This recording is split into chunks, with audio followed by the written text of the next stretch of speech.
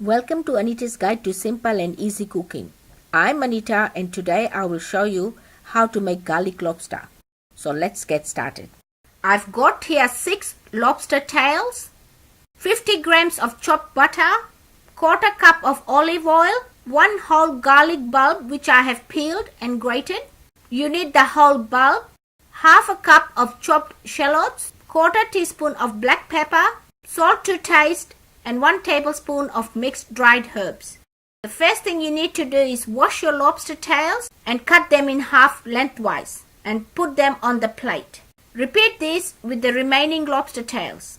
I have finished cutting up all my lobster tails. Put them aside and it's time to cook them. To cook the lobster tails, take a non-stick fry pan, put it on medium heat, add oil and butter and heat it until the butter has melted. Once the butter has melted, add garlic, give it a mix and cook it for 1 minute. After 1 minute, add shallots and mixed dried herbs. Give it a mix and cook it for 30 seconds. After 30 seconds, add the lobster tails mid-side facing down. Add salt and pepper to taste. Shake the pan around. Put a lid on and cook it for 2 minutes. After 2 minutes, turn the lobster tails mid-side facing up. Put a lid on and cook it for another 2 minutes. After 2 minutes, turn the lobster tails again so that they can get coated with the garlic butter. Put a lid on and cook it for 2 minutes.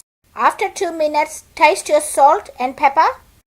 Shake the pan around. Put the lid back on and cook it for the last 2 minutes. After 8 minutes of cooking, turn the heat off. My garlic lobsters are ready. Let me dish it out and show you. My garlic lobsters are ready. Enjoy. If you like this video, please give it a big thumbs up. For more of my simple and easy recipes, please subscribe to my channel.